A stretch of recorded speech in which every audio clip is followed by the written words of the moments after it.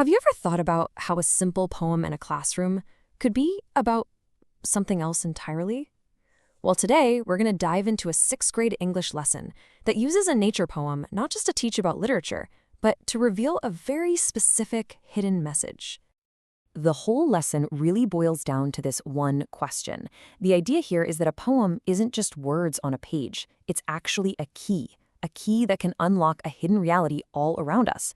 So let's follow the breadcrumbs and see exactly where this path leads. Okay, so to uncover a poem's deeper meaning, students first have to learn its secret language, right? The lesson starts by giving them the basic tools for poetic analysis. Think of it as a toolkit for becoming a literary detective. First up is the stanza. This is pretty straightforward. You can just think of it as a paragraph, but for poetry. It's the basic building block that organizes all the thoughts and images and really holds the whole thing together. Next, we have imagery. And the lesson makes a really key point here. This is not just about what you see. It's about using words that trigger all five senses: taste, touch, smell, and sound. It's the tool that really pulls the reader right into the poem's world.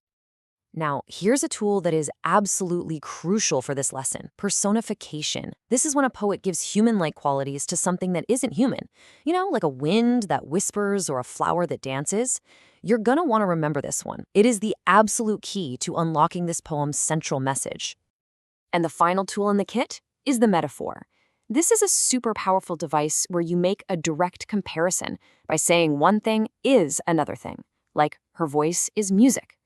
So with these four keys, stanza, imagery, personification, and metaphor, the students are finally ready to take on the poem itself.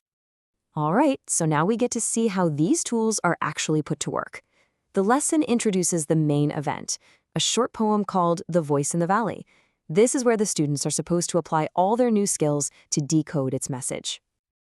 Here's the first half of the poem. As I read it, listen for those poetic devices we just talked about, especially personification. The wind bends low to kiss the trees and whispers truth the heart still sees. The mountain lifts its silent praise in golden light of morning haze. And here's the rest of it. The stream applauds with bubbling sound, while flowers dance upon the ground. The valley speaks without a voice, but calls the listening soul, rejoice. Okay, so now that we have the full text, the lesson shifts gears into analysis. The very first question for the students cuts right to the chase. It focuses on that key concept we flagged earlier, personification. And the lesson lays out these specific examples. Notice what's happening here. Nature isn't just a passive backdrop, right? The wind kisses and whispers. The stream applauds. The flowers dance. Every single element is acting like it has a mind of its own. So after figuring out what's happening in the poem, the lesson moves on to how it all feels. The next big question is all about the poem's overall mood. According to the curriculum guide, these are the three key moods: joyful, worshipful, and peaceful. And it makes sense when you think about it.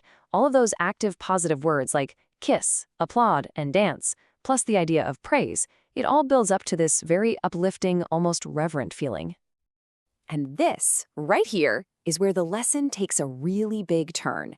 All of this literary analysis, the stanzas, the personification, the mood, it's all been building toward one single, very specific conclusion. We're about to go from how the poem works to what the curriculum says it all actually means. This is the pivot point. The lesson introduces a totally new text, a quote from the New Testament: "If they keep quiet, the stones will cry out." And this verse is presented as the master key to understanding the whole poem. So here's how they connect the dots. All of that personification in the poem, the whispering winds, the applauding stream, it's presented not just as a creative choice, but as a direct illustration of that biblical verse. The lesson's point is that these aren't just poetic tricks. They're examples of a bigger truth. All of creation has a voice. And this brings us to the ultimate takeaway, what the source material calls the truth to remember. The entire exercise, from defining a stanza all the way to analyzing the mood, was designed with one goal in mind: to teach students to hear a specific message that the lesson says nature is always broadcasting. God is here. So you might be wondering, why teach an English lesson this way? Well, the curriculum doesn't just explain what to teach, it also lays out the why, the specific educational philosophy that's driving this whole approach. The curriculum draws a really sharp line in the sand. It argues that just being smart isn't enough, that education without a moral framework can even be dangerous. The solution it proposes is to intentionally weave what it calls biblical morality directly into subjects like English. And this whole integrated approach is backed up with another biblical passage, this time from Romans.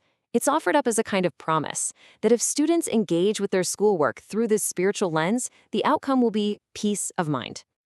So when you get right down to it, this 6th grade lesson isn't just about poetry. It's about perception. It's designed to show that a poem can do more than just describe the world. It can actually train you to hear it in a completely different way. And that leaves us with the big question that this whole exercise was built to ask.